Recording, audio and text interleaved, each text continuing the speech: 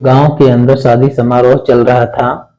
उसी शादी समारोह में पड़ोस गांव की भी एक महिला आई हुई थी। शादीशुदा वो महिला अपने बच्चों के साथ थी, जिससे खाने पीने में थोड़ी दिक्कत हो रही थी। तभी उसने 15 साल के एक बालक को आवाज लगाई। उससे कहा कि भैया मेरी कुछ मदद कर दो। जैसे ही वो लड़का उसके पास आता है, जो भी उसके खाने पीने में सामान मंगाए जा रहे थे वो लाकर दे रहा था। तब वो महिला देखने में बहुत अच्छी थी, बहुत ज्यादा खूबसूरत थी।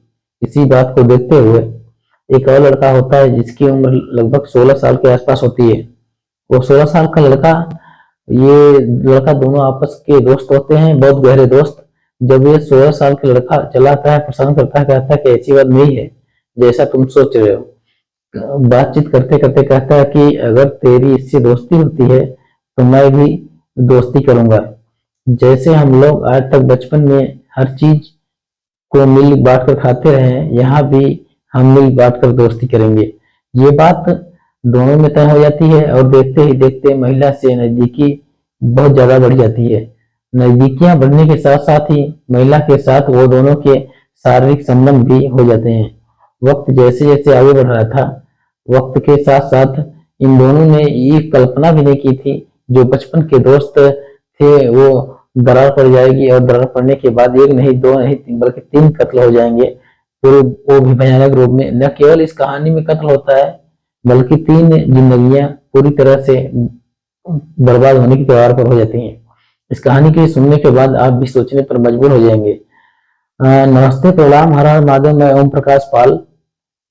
आज की जो सच्ची घटना मैं आपको सुनाने जा रहा हूँ, ये सच्ची घटना है बिहार प्रदेश की एक जिला है मोतिहारी। बात कर रहा हूँ 18 नवंबर 2023 की। सुबह लगभग 11 बजे के आसपास नेपाल देश का एक इलाका है, लगता है चित्रबन। चित्रबन के उस इलाके में बोरी के अंदर कुछ भरा हुआ सामान रखा हुआ था। तभी वहां राहगीर वहां से गुजर रहा था। एक राहगीर ने उस बोरी को अपने कब्जे में ले लिया। वहां आसपास के कुछ और लोग भी थे, उसमें उन्होंने कहा कि इस पर मेरा भी अधिकार है। जब ऐसे ही बातचीत करते करते बोरी का मुंह खोला जाता है तो पता चलता है कि उसमें शादीशुदा महिला की लाश निकल कर आती है। और जैसे ही लाश निकल कर आती है और बवाल मच जाती है, और उसके बाद मौके पर पुलिस आती है। पुलिस जब मौके पर पहुंचती है तो 2 स्क्वाड भी पुलिस पर मौके पर आते हैं। 2 स्क्वाड की मदद से पता करने की कोशिश कर रहे थे आखिरकार ये महिला कौन है, उस किसकी लाश है। इसके लिए तमाम सबूत जुटाए जा रहे थे। पास में ही एक और बोरी मिलती है, उस बोरी का मुंह खोला जाता है, उसके अंदर भी एक और लाश निकल कर आती है। ये दोनों लाशें किसकी है, कौन है ये महिला, कौन है ये पुरुष, किसकी इसने हत्या की है, नेपाल पुलिस के लिए बड़ा सवाल बन रहा था। पुलिस इन सवालों को जानने के लिए, तलाश करने के लिए कोशिश कर रही थी, लेकिन मरने वालों की नाखत नहीं हो पा रही थी। इसलिए पुलिस ने आसपास के लोगों से पूछा। पुलिस जाकर सीसीटीवी कैमरे की तलाश की, लेकिन सीसीटीवी कैमरे के माध्यम से एक बात का पता चलता है कि ये दोनों लाशों को एक ही साइकिल पर एक व्यक्ति लगातार आगे बढ़ रहा है, जा रहा है। कौन है वो व्यक्ति जिससे बताने की कोशिश कर रहे हैं। चेहरा उसका धुंधला था, साफ नहीं था, इसलिए कातिल का पता भी चल नहीं पा रहा था। पुलिस उन्हें हर तरह की सबूत जुटाने की कोशिश कर रही थी। उसको एक थैला मिलता है, उस थैले पर एड्रेस लिखा था, पता लिखा था। भारत की प्रदेश है बिहार, बिहार का प्रदेश एक जिला है मोतिहारी। मोतिहारी का एक इलाका है सुगोली। सुगोली की एक दुकान का मिलने पर एक थैले का एड्रेस लिखा होता है। अब नेपाल की पुलिस सीधा यहाँ मोतिहारी के सुगोली इलाके में आती है, उस पुलिस के पास आती है। पुलिस से कहती है कि हमें 2 लाशें मिली हैं, एक महिला की, एक जिसकी उम्र लगभग 30 या 31 साल के आसपास हो रही होगी, और एक और है जिसकी उम्र लगभग 20 या 21 साल रही होगी। पुलिस ने जैसे ही इस बात को यकीन नहीं हो रहा था, जिसको हम लगभग 15 से 20 दिन से लगातार तलाश कर रहे थे, वो लोग नेपाल में क्या कर रहे थे। नेपाल पुलिस को पूरी कहानी सुनने के बाद मोतिहारी सुगोली थाना की पुलिस सक्रिय होती है और अपने ही डायरी के पन्ने को पलटना शुरू कर देती है। पुलिस को याद आता है लगभग 15 दिन पहले यानी कि 30 अक्टूबर 2023 को पुलिस ने एक एफआईआर दर्ज की कर थी।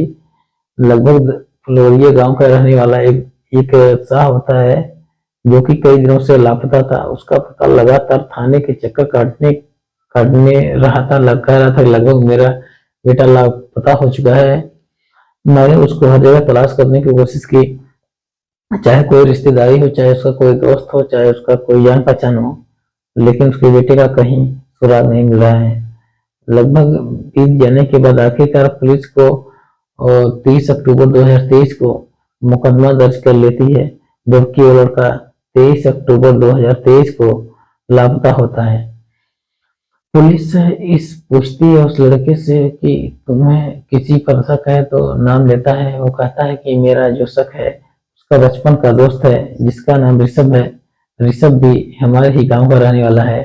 ऋषभ की एक शादीशुदा महिला से प्रेम संग चल रहा है, अवैध संबंध है। उस महिला के बारे में पता चलता है कि संजय देवी उर्फ अस्मिता, जो कि सुगांव की रहने वाले नेपाल में जो 2 लाशें मिली थी, वो 2 लाशें इन्हीं की थी, संजू देवी उर्फ अस्मिता और साथ ही उसका जो प्रेमी होता है ऋषभ। अब पुलिस के लिए अभी तक बड़ा सवाल था कि आखिरकार अब तक ऋषभ जिसका संजू देवी कहाँ गायब हो चुके थे, जबकि उसकी लाशें मिली है। अब ऐसे स्थिति में पुलिस परेशान हो जाती है। शायद रितेश ने ही इन दोनों की हत्या कर दी है। पुलिस ने रितेश की तलाश कर रही थी, कोशिश कर रही थी, और उसके पिता जिसने मुकदमा दर्ज कराया था अपहरण, उससे पिता से पूछताछ करती है कि पिता कहता है कि साहब मैं तो बेटे गायब होने की खुद एफआईआर दर्ज करा कर आ रहा हूँ, लगातार आप हम पे ही शक कर रहे हैं। पुलिस के लिए एक नाम और सामने आता है और अखिलेश भगत का। दरअसल भगत सुगांव का रहने वाले होता है और संजय देवी उस अस्मिता सौरभ का पति होता है। पुलिस इसकी तलाश में जुट जाती है और जब तलाश में जुटती है कई दिन बीत जाते हैं। आखिरकार 2 जनवरी 2024 को पुलिस को सूचना मिलती है, एक मोइया एक जगह है, उसके गांव है, वहां पर अखिलेश भगत आपको मिल जाएगा। पुलिस इस अखिलेश भगत को थाने लेकर आती है और लेकर आने के बाद उससे लेकिन पुलिस ने उससे सख्ती से पूछा, तब वो कहानी तोते की तरह पढ़ने लगता है, बताने लगता है। दरअसल वो बताता है कि साल 2013 में उसकी संजय देवी उस अमिता से शादी होती है। दोनों की जिंदगी अच्छी चल रही थी, ठीक ठाक चल रही थी, और वक्त के साथ उसको 2 बच्चे पैदा होते हैं, दोनों बेटे होते हैं। सब कुछ ठीक ठाक चल रहा था। आज से लगभग एक मामा के गांव में गई हुई थी। मामा फुलवरिया में उसके रितेश और ऋषभ से दोस्ती हो जाती है। इस बात की खुद को जानकारी अखिलेश को होती नहीं, वो बिल्कुल नहीं जानता। उसकी पत्नी से बल्कि 10 साल छोटे दोनों लड़कियों से अवैध संबंध बने हुए थे और वो तीनों एक दूसरे के बहुत ज्यादा नजदीक और करीब थे। लेकिन इसी बीच एक क्या नाम इसका ऋषभ ने इसके से कहा कि तुम्हारी पत्नी की इस अवैध संबंध है, वो गलत काम करता है, लगातार परेशान करता है। जिससे अखिलेश भगत ने बात सुनी है, जाकर पूछता है कि क्या तुम्हारे अवैध संबंध है? क्या वो कहते हैं कि अवैध संबंध नहीं है, बल्कि मुझे परेशान करता है। यानी कि पत्नी अब ऋषभ के कहने पर चल रही थी। जब ये तय हो जाता है, तय करने के बाद तीनों यानी कि अखिलेश भगत, उसकी पत्नी संजय देवी, साथ ही बात बताने वाला ऋषभ, ये तीनों एक साथ मिलते हैं। मिलने के बाद 23 अक्टूबर 2023 को ये मोतिहारी का एक डेरा इलाका लगता है, यहाँ वहां पर रितेश को बुलवा लेते हैं। साथ में इस अखिलेश भगत है और उसको भी मौके पर बुलवा लेते हैं। जैसे ही इस रितेश से बातचीत कर रहे थे, उसने पूरी कहानी शादी से लेकर मुलाकात से लेकर अपने बारे में बताने की कोशिश कर रहा था। इसी बीच में ऋषभ आदेश कर देता है और अखिलेश भगत का गमछे से गला घोटकर हत्या कर देता है। जैसे ही उसकी हत्या होती है, हत्या करने के बाद अभी से केसरिया थाना लगता है। वहां का एक गांव है गोपालपुर, यहीं का एक विनय रहने वाला था। अपने ही गांव के पास में एक गड्ढा खोदा जाता है। गड्ढे में एक रितेश शाह की लाश को दबाकर उसे यहाँ से अपने अपने घर जगह से सब चले जाते हैं। लगभग एक सप्ताह बीतने के बाद संजू देवी उर्फ अस्मिता अपने प्रेमी यानी कि एक प्रेमी उसका मर चुका है, दूसरा प्रेमी होता है ऋषभ, उसके साथ कहीं वो भाग जाता है। अखिलेश भगत अपनी पत्नी को लगातार तलाशने की कोशिश कर रहा था, लेकिन पत्नी मिल नहीं रही थी। उसे बताया कि तुम्हारी पत्नी यहाँ से बाहर के नेपाल की तरफ में जाते हुए देखा है। नेपाल में जहाँ पर ये रहते हैं लगभग 1.5 घंटे के आसपास का रास्ता है। जाने के बाद वो करने की कोशिश करता है। कोशिश करने के बाद उसकी पत्नी मिल जाती है। मिलने के अपनी पत्नी को ऋषभ के अनैतिक रिश्ते में देखा, अवैध संबंध में देखा, बनाते हुए देखा और समझ नहीं पाया कि रितेश की जो हत्या हुई है, रितेश की हत्या के साथ साथ इसकी भी हत्या होनी चाहिए। उसने अपनी पत्नी के प्रेमी को इस बात का एहसास होने नहीं दिया। उसने इस रिश्ते के बारे में पता चल चुका है।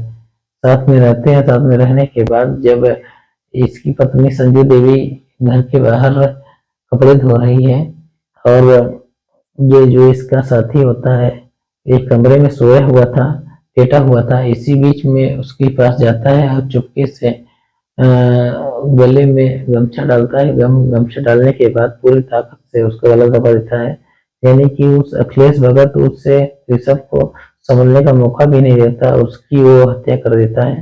हत्या करके वहां से वो हटा ही था। उसकी पत्नी संजू देवी उसकी हत्या अपनी आंखों से देख लेती है।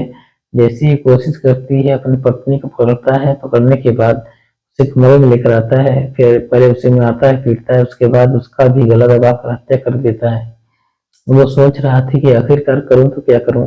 तभी उसने इन दोनों लाशों को बोरे के अंदर भरा, साइकिल पर फिट किया, रखकर और दूर कहीं फेंकने की कोशिश में था, लेकिन ज्यादा दूर जा नहीं सका। और इसी बीच में उसने जंगल के रास्ते में जन्मन लाशों को फेंक देता है नेपाल की पुलिस को। और उसके पास मिलता है एक थैला। एक थैले में सुगौली थाना क्षेत्र के एक दुकान का एड्रेस लिखा हुआ था। आखिरकार अखिलेश ने इस घटनाक्रम का खुलासा किया। घटनाक्रम खुलासा करने के बाद इसके पुलिस वाले राज करवाते हैं और साथ ही इस आरोपी जिसका नाम अखिलेश भगत होता है उसे गिरफ्तार करते हैं। गिरफ्तार करने के बाद जेल भेज देते हैं। उनका कहना है कि इस घटनाक्रम में यदि कोई और भी शामिल होगा तो उसे भी बख्शा नहीं जाएगा। इसमें न केवल 3 लोगों की हत्या हो जाती है, बल्कि अखिलेश भगत जिसकी जिंदगी शायद सलाखों के पीछे गुजरेगी। अखिलेश भगत जो होते हैं उनके 2 बेटे होते हैं, उनकी परवरिश कैसे होगी, इस पर भी ये सवाल भी खड़ा होता है। तो काश की इस महिला ने गलत कदम न उठाया होता। शादीशुदा महिला थी, उसकी भी जिंदगी अच्छी खासी चल रही थी। नाबालिग लड़कों से दोस्ती करने के बाद प्यार के बाद अवैध संबंध से उसने पूरे परिवार के तहस नहस कर दिया। इस महिला को अगर लड़कों से ज्यादा ही दोस्ती थी, पति को छोड़कर कहीं दूर पहले ही निकल जाती। शायद ये 1-2 नहीं बल्कि न तो कोई कत्ल होता, न ही किसी की जिंदगी बर्बाद होती। दोस्तों, इस पूरे घटनाक्रम के सुनाने का उद्देश्य है किसी को परेशान करना नहीं, किसी का दिल दुखाना नहीं, बल्कि आपको जागरूक करना, सचेत करना है। जय हिंद, जय भारत।